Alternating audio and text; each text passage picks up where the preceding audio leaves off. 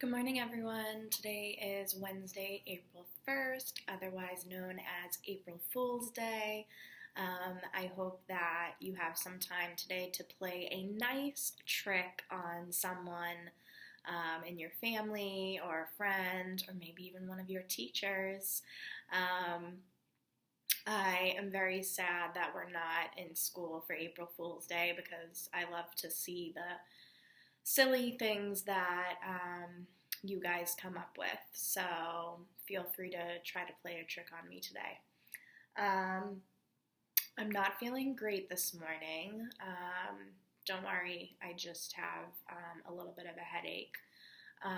So because we've been doing this type of work together for a week and a half now, today is going to be more independent for you. So I'm still going to read the text, but I'm not going to be modeling any of the questions for you today. And that should be okay because I've been modeling the questions for you every day for the past week and a half. So it's a good time to start to create some more of that independence. Same thing as Monday and Tuesday. The chapter today is also quite long. So we will be splitting up today's assignment into 2 days. So today I'll read the first part of chapter 8 and you will do the first part of the questions and then you'll save the rest for tomorrow when I read the rest of chapter 8. As a reminder, Friday is going to be kind of a catch-up day for all of you. Some of you have been turning in your work every single day on time, and I appreciate those of you so much. But homework was a little longer this week anyways, so we figured Friday you could get some extra time to do some homework, and then I also created a vocab jam for noon on Friday if you would like to be a part of that.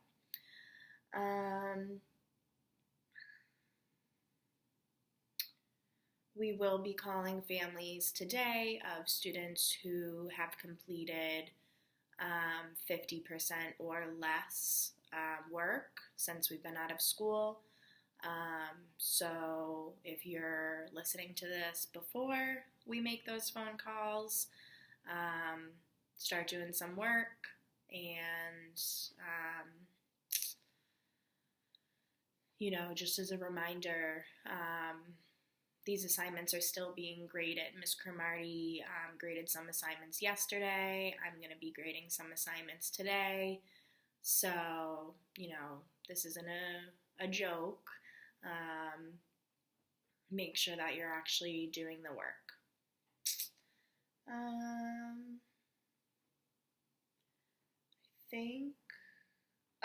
And then finally, the last announcement for today is that at 2 o'clock today, we will have another one of those Zoom Hangouts that we had last Wednesday. It's optional. It's just a space for you to socialize with your classmates, see how everyone's doing. So we'll do that at 2 p.m. today for all of the classes. It'll be a combined one this week. And then I also want to start those Zoom small groups. I wanted to start them today, but I didn't get many messages or comments yesterday about wanting to be a part of those groups. So I have some students in mind that I would like in those groups, so I'm going to be reaching out to those students. But if I don't reach out to you and you feel like you would like that extra help, please make sure that you comment or email today so I can put you in one of those groups. Awesome. So, because I don't feel well, I just want to start reading. We're going to skip the do now today. We'll save that for tomorrow. And you did not have any new teacher notes today anyways because we're still just answering those multiple choice questions. So we're going to get right into the reading. So if you have your Dragon Wings book, Please grab that. If you don't have your Dragon Wings book, go ahead and open up the readings that are attached to this assignment on Google Classroom. And also make sure that you have the actual assignment open. The actual assignment is called 4/1/2020, Chapter 8, Text-Dependent Questions. Today it's not a Google form, it is a Google Doc. So when you answer, you can either highlight your answer or bold your answer.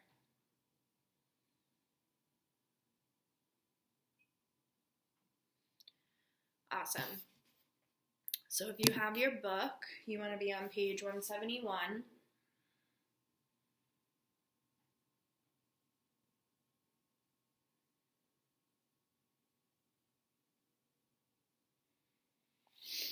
All right, and just like we've been doing, I'm going to read the directions to the first question first. Chapter 8, Text-Dependent Questions. Directions. Read the pages indicated below for each question. Choose the best multiple-choice answer to the questions. Read pages 171 to 172, then stop and answer the following questions. 1A. Why is it important to Wright to continue to communicate with the Wright brothers? So at the end of Chapter 7, Moonshadow wrote a letter with Miss Whitlock to the Wright brothers, who are the people that flew the first airplane, and they actually wrote back, and they gave Moonshadow diagrams and models and things like that for Wright to make his airplane. And at first, Wright felt really embarrassed that Moonshadow told Miss Whitlock about this dream of flying that he has. But then when Wright realized that Moonshadow didn't tell her everything, like about the dragon dream, Wright took a step back and realized that Moonshadow's just trying to help him. He appreciates it, and he wants to continue communicating with the Wright brothers. So we're going to find out why it's important to Wright to communicate with the Wright brothers. So I'm at the beginning of Chapter 8, page 171. Please follow along. Chapter 8, Earth, Wind, and Water, June to September 1905. That was how our correspondence began with the Wrights. Orville seemed to handle all their letter writing. He wrote impersonal letters, not because he was not a friendly man, but because he was the kind of man who did not often display his own inner emotions. He answered any of Father's questions readily enough, and his answers were always prompt. At that time, few of their fellow demons believed that the Wrights had really flown. Most demons thought that the Wrights were humbugs. It was not until a few years later, when they flew their flying machine in another demon land, France, I think, that demons accepted flight as fact. After Father got the first letter, he began to make larger glider models. They were mock-ups of the actual aeroplane, with wingspans of up to 5 feet. There were extra strings that led to the various rudders, page 172. The idea was to let Father see for himself how the aeroplane flew. Short of going to the Wrights and letting them teach us on their actual flying machine, it was the only way of learning how to fly. Robyn was all excited by the mock-up gliders my father built. "How does it fly?" she demanded of the latest model. "Like Dream," I said. "You ought to see it ride winds. Like Cloud." "Yes, we should see it," Robyn said firmly. "We'll have a picnic at the beach. We haven't had one in just ages." "What about your aunt?" I asked. "You leave my aunt to me," Robyn said firmly. "What about your father?" "You leave him to me," I said. That Saturday we went on a picnic. The morning of Saturday, Father glanced at himself in the mirror. "I can't go out like that." On impulse, he searched through our trunk and took out a long red silk ribbon. "What's that?" I asked. "Your mother gave me this ribbon," Father said almost shyly, "the first year we were married." He dangled the ribbon. "She said it was to be my formal suit of clothes." And we're going to stop there to answer 1A. Why is it important to Wright to continue to communicate with the Wright brothers? A, he wants to prove to everyone who doubted him that they were wrong. B, He wants to finally learn how to fly himself using their help and advice. C, he wants to create a better aeroplane before they get the attention of the world. Or D, he hopes to eventually work for them, and keeping in touch is the best way to do so. So you can pause this video and go ahead and select your answer. I'm going to move on to reading your options for 1B. Which evidence best supports your answer above? A, the idea was to let father see for himself how the aeroplane flew. B, he answered one of father's questions readily enough and his answers were always prompt. C, most demons thought the Wrights were humbugs. Or D, short of going to the Wrights and letting them teach us on their actual flying machine, it was the only way of learning to fly. Go ahead and pause this video and select your answer. I'm going to continue reading. I'm at the top of page 173. Our next question, we don't have to stop until page 180. And it says 2A, what are the points of view of Moonshadow's mother and grandmother about he and Windrider moving into the demon part of town? So we're looking for mother and grandmother's point of view of Moonshadow and Windrider moving to the demon part of town. Top of page 173. He unbound his queue until his hair hung down loose on his back. Then he recombed it and rebraided the queue, intertwining the red ribbon through the braids. The red ribbon did make his hair look quite colorful, a little like the red lining around the scales of a black snake. Miss Whitlock came out fresh and pert as a young girl on her first date. She wore the large kind of broad-brimmed hat that women wore in those days, which she tied down with a scarf that she had knotted underneath her chin. She had on a kind of little jacket over her blouse. Under her arm was a straw hamper. I can't wait to see what you brought for our lunch, she said. Neither can I, Father said, and explained that he had left all the buying up to me. We caught the streetcar to the park and part of the way toward Ocean Beach in the west. We walked along the sand dunes that seemed to stretch endlessly away on either side. To the north, we could hear the barking of seals from where they basked on Seal Rock. Robyn and I went wading in the water, splashing one another. Then we had lunch. Miss Whitlock had provided thick sandwiches with meat from a fat bird, which the demons liked. A turkey, I think it was called, page 174. Inside the sandwiches, she had added slices of cranberry sauce as well as bread stuffing. I was barely able to get my mouth around one of them. There was also fresh lemonade, ginger snaps, and fresh fruit and nuts, which we cracked between rocks. At the same time, I had brought along large meat-filled dumplings and other smaller pastries filled with various kinds of ground meat and shrimp. All of these I had bought in the Tang People's Town that morning. There was tea, of course. After that was over, Father lay on his back, patting his stomach. I feel badly in need of some exercise, he said. Do you want to fly the glider? I think it's time. I turned to the others and told them. I get to hold the string, Robyn said in a rush of words. No, I protested. I do. But I said it first. Robyn turned to her aunt. Didn't I, Auntie? Now, Robyn, it isn't ladylike to run, Miss Whitlock cautioned. But ladies first, Father said. Then Moonshadow. Oh, all right, I said sullenly. But I get hold it. Go on, for all I care. Robyn had already begun to unbutton her shoes. Page 175.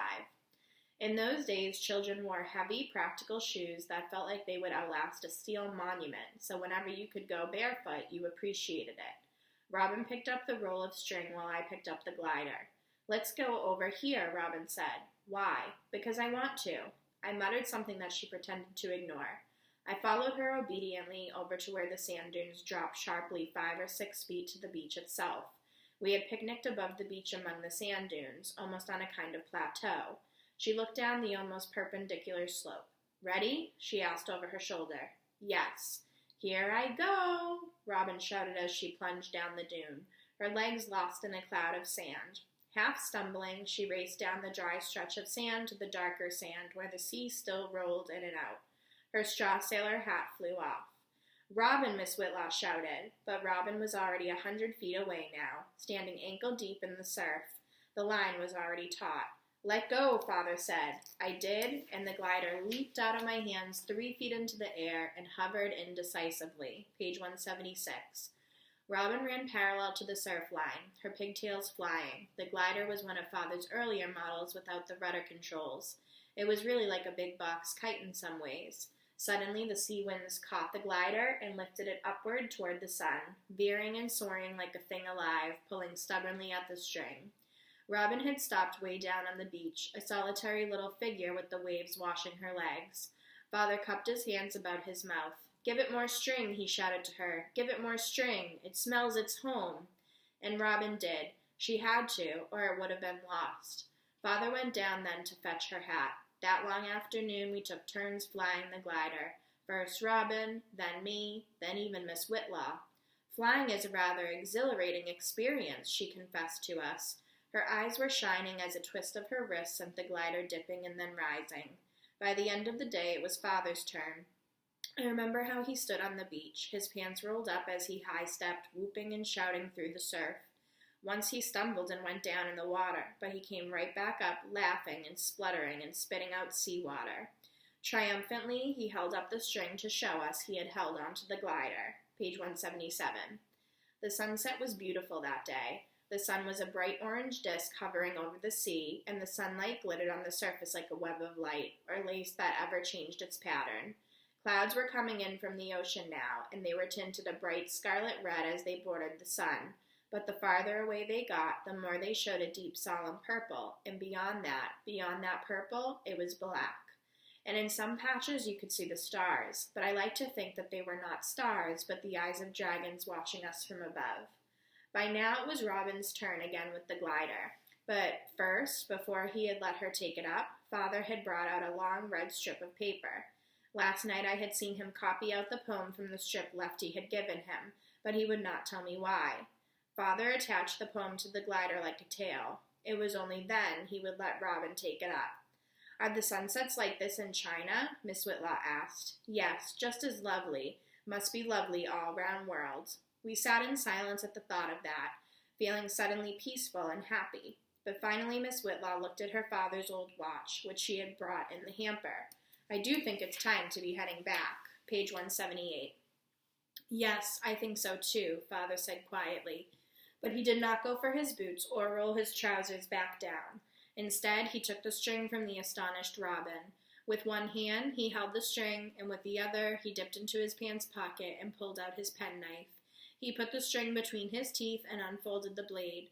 For one moment, he watched, satisfied, as the glider tugged at the string in his hand and the poem fluttered. Then, with a sudden sweep, he cut the cord. "Mr. Lee!" Miss Whitlock said in horror.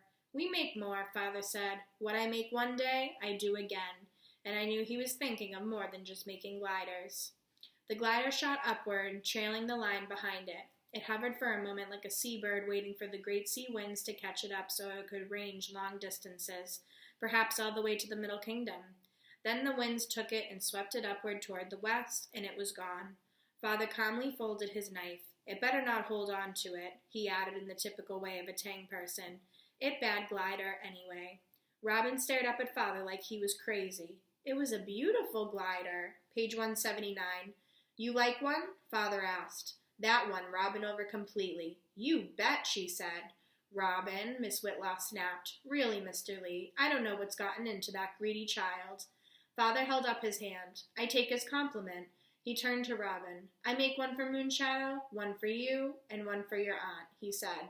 Robyn looked up wistfully at the empty sky. "But we have no glider now." "There be other days," I said. And there were other things we did, too, like going for evening rides on the cable car to get away from the heat. We rode on the outside so the breezes would cool us off. During this time, we were not completely cut off from the Tang people's town. Once a week, with my empty basket on my arm, I would walk the block down to the cable car line and ride a cable car over the steep hills into the Tang people's town. I could have walked that distance, but it was too risky when I was by myself. Once I was in the town, I would bring our letters and money to the headquarters of our district association so they could be sent home. Then I would pick up what letters had arrived and do some grocery shopping. By the time I caught the cable car back to Polk Street, my basket would be weighed down. Page 180. It was not until late July that we received a reply from Mother and Grandmother to the letter Father had written them in May. Grandmother's letter was full of anxious advice, but her chief warning was to boil any water before we drank it. The demon's water, she informed us, was not very safe. Mother offered more advice and added that Father had been lucky that the man he had killed had no close kinsmen, for that sort of thing had led to feuds in the past. Mother also said that she offered incense to the listener as often as she could, asking the listener to watch over us among the demons. Father was pretty sure they would be comforted by the letters we had written during the last 2 months, for they were full of our successes among the demons, and especially about our new friends. But then came one Sunday in August. Father had to go to one of Mr. Alger's houses to fix some pipes that had just broken, so that left us without anything to do. But he had already made small glider models for the 3 of us. "Why don't we go fly them?" Robyn asked. "I don't know," I said. I was reluctant to leave the house without Father because of the demon boys. I could hear them playing in the street outside. We're going to pause there on page 181 so that we can answer 2A and 2B. 2A, what are the points of view of Moonshadow's mother and grandmother about he and Windrider moving into the demon part of town? A, they believe that Moonshadow and Windrider were foolish to move out of the Tang people's part of town. B, they believe that Moonshadow and Windrider will struggle financially because they left the company. C, they were worried for Moonshadow and Windrider's safety living in the demon part of town, especially after Windrider killed the man. Or D, they were excited for Moonshadow and Windrider to have more opportunities than they would if they were in the Tang people's part of town. Go ahead and pause this video. I'm going to move on to reading 2B. 2B, which evidence best supports the answer above? A, Mother offered more advice and added that Father had been lucky that the man he had killed had no close kinsmen, for that sort of thing had led to feuds in the past. B, Mother also said she offered incense to the listener as often as she could. C, the demon's water, she informed us, was not very safe. Or D, during this time we were not completely cut off from the Tang people's part of town.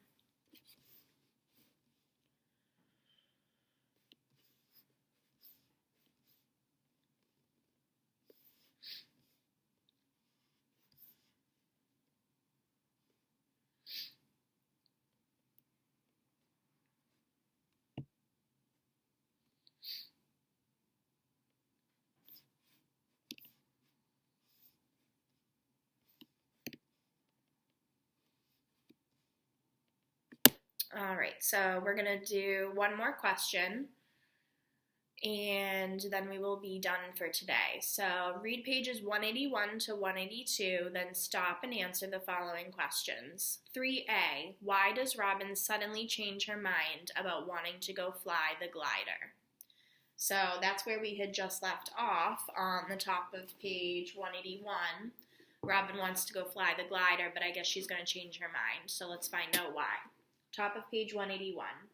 Oh, come on. I know an empty lot near here. It's real big and no trees, and it has some great winds. No, I'd rather stay here.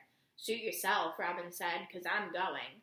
I started to fix dinner to occupy myself. Robyn came out with her glider under one arm. She stopped when she saw what I was doing. She always asked about everything I did when I made dinner. I think secretly she was hoping to catch me making a dish of dog or cat meat. But that day I was preparing squid. What's that? She made a face. Squid, can't you tell? I held up a bunch of tentacles about 1 inch long. She took one and examined it with interest. Do you eat them like spaghetti? She asked. I held up one 3-inch tentacle. No, too small. She made a face. She was not afraid of frogs or snakes or the other things that demon girls were supposed to be afraid of. I approved of that. Coming from a farming family where everyone, including the women, worked beside the men in the fields, we were not afraid of mice or frogs. You might be more annoyed with them for the damage they did or the noise they made. Afraid? Page 182. Of course not, she snapped. You sure you don't want to go fly my glider with me? No. Robyn stood on the steps. She heard the shrill voices of the boys, and suddenly she nodded her head as if she understood. I did not want to be patronized. Well, why don't you go fly your glider? I demanded. Oh, I don't know, she said airily. It's a little too late to do it. I guess I should get ready for dinner, too. She kicked me lightly. Curse you for being a good influence on me. She went back inside and came out a few minutes later with a pan of peas to be shelled. She had taken off her coat and had put away her glider. She watched as I finished cutting up the little squids and cleaning out the entrails that had become black with its ink. Ooh, that's disgusting, she said. She sat down beside me and put the pan on her lap. She set down a pot next to her. I'm not scared, mind you, just disgusted. Sure, I said. She broke the pods with crisp snapping sounds, but I will own up to being scared of thunder. Lot of people scared. She went on breaking pea pods into the pot. But now you take that, Jack, she said. You know him. He's the boy with the brown hair and the freckles. Well, he's the biggest boy in our school. And yet, I happen to know personally from Maisie, his sister, that he'd rather die than let anyone know he was afraid of being hit in the nose, because he's scared of the sight of blood, especially his. We're going to pause there and answer 3A and 3B, and then you'll be done for today. We'll finish Chapter 8 tomorrow. So, 3A, why does Robyn suddenly change her mind about wanting to go fly the glider? A, she wanted to watch Moonshadow cooking the squid. B, she was going to stand guard to ensure that the demon boys did not harm Moonshadow. C, she was afraid of the demon boys because she thought they would beat her up as Moonshadow's friend. Or D, she realized that Moonshadow was afraid of the boys and wanted to stay inside with him once she understood. Go ahead and pause this video and make this selection. And when you're ready, moving on to 3B. Which evidence best supports the answer above? A, I did not want to be patronized. B, I'm not scared, mind you, just disgusted. C, she heard the shrill voices of the boys and suddenly she nodded her head as if she understood. Or D, she stopped when she saw what I was doing. So once you finish answering that question, you are done for today. Because this is a doc, your responses will automatically save, so you don't want to submit because we need to finish tomorrow and submit tomorrow.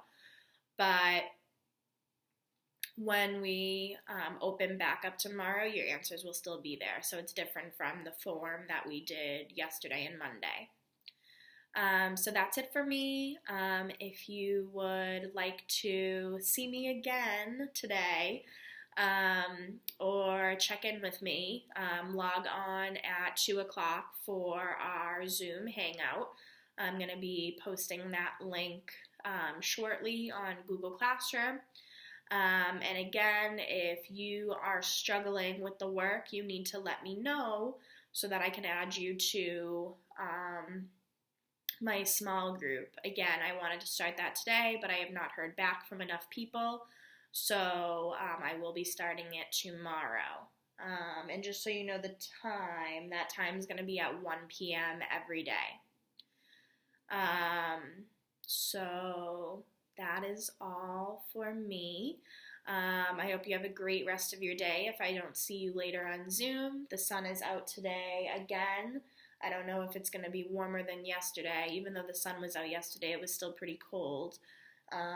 So hopefully it'll maybe get a little bit warmer. Maybe you can get some fresh air. I'm going to try to do that later. All right. Have a great day. Bye.